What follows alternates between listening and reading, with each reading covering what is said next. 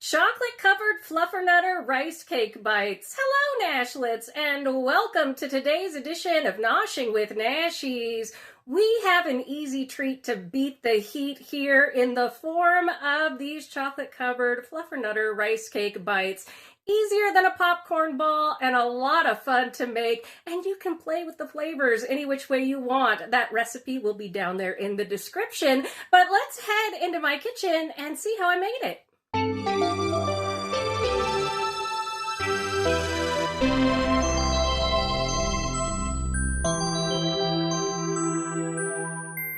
All right, Nashlets, let's go ahead and see what we're going to need for these chocolate-coated Fluffernutter rice cake bites. We've got 3 different kinds of rice cakes. I've got the lightly salted, the popcorn flavor, and some chocolate. Then we've got some marshmallow cream, some chocolate chips, and some peanut butter. You can use smooth or chunky. It is up to you. I've never done this before, so let's go have some fun. All right, Nashlets, I have a gigantic Tupperware bowl here, and I've got 15 rice cakes. One package is 14 rice cakes. I just did 15 because I had 3 different kinds and did 5 of each, so it was even, basically. So this will be the recipe for about 1 package of rice cakes. And we're just going to take these and we're going to break them into pieces. And I'll let you watch me do this in fast motion.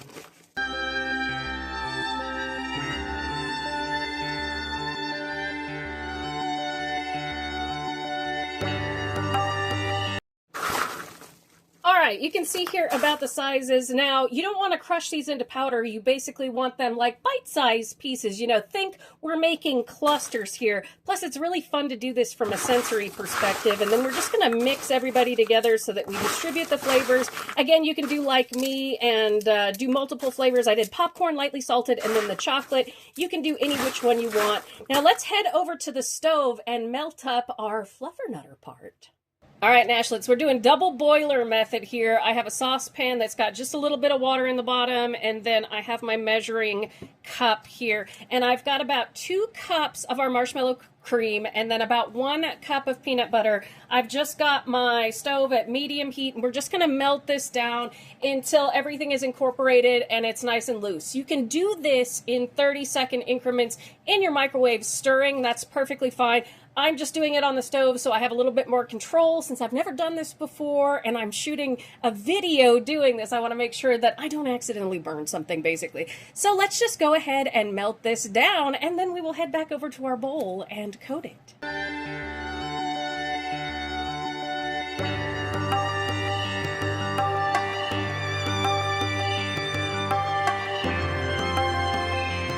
All right, Nashlets, you'll notice I put another half a cup of peanut butter in there. So we ended up with 2 cups of marshmallow cream and 1.5 cups of peanut butter. And the reason why I did that is because I was looking for a particular texture. You see how this is able to, you know, come off our spatula really easily. That's what I want so it can spread over our rice cakes really easily. All right, let's head over and coat those. All right, here we go. We've got our nice warmed up peanut butter and marshmallow cream. Oh, it smells so good. It was my mom that introduced me to Fluffernutter sandwiches. I remember it blew my mind as a kid. I was like, why have you been hiding this from me? Gatekeeping, Mom. All right, let's stir this around until we get everybody coated.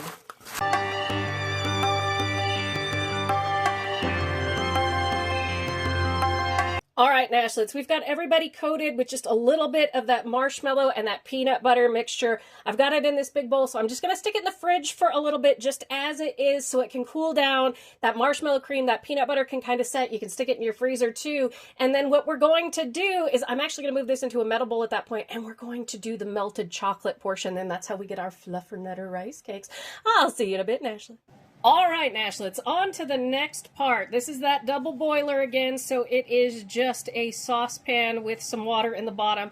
I've got it over 4 on my stove. Stove goes from 1 to 10, so 4 is just below medium. We don't want to scorch our chocolate. We don't want our chocolate to seize, and that's why we do that. Make sure your bowl on top is super dry. Do not introduce any water. Chocolate will seize.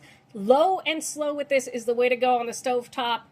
If you want to microwave it in 30-second increments again and stir in between 2 bags of chocolate chips, we are just going to melt this down. There's the pot in the bottom. So I won't make you watch this. I'll see you in just a bit.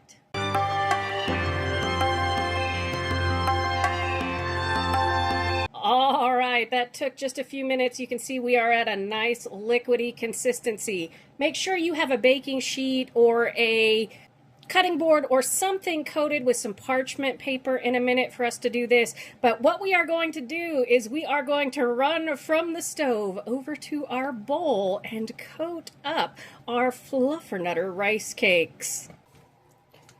All right, here we go. Get that spatula going, get that chocolate on there.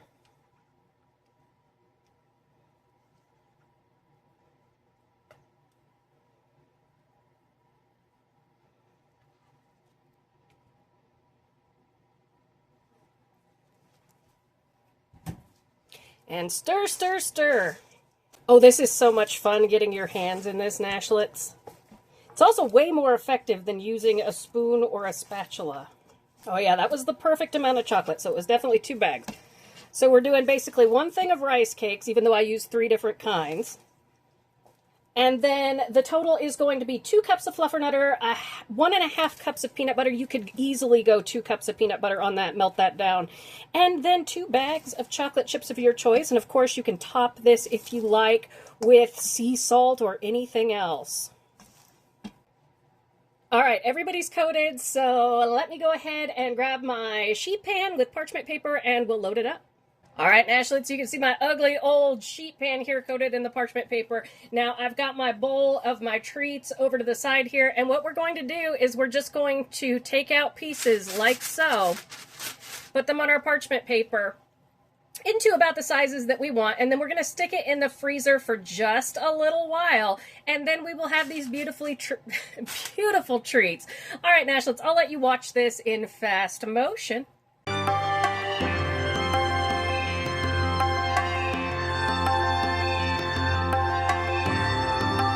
All right, Nashlets, my sheet pan is loaded here, as you can see, and don't worry too much about them being formed into balls, because we are going to store this in a bowl, probably in the freezer or the refrigerator, and they will separate out into bite-sized pieces, which is perfect, but we want to freeze it for just a few minutes so that everything can harden. All right, see you in a bit, Nashlets.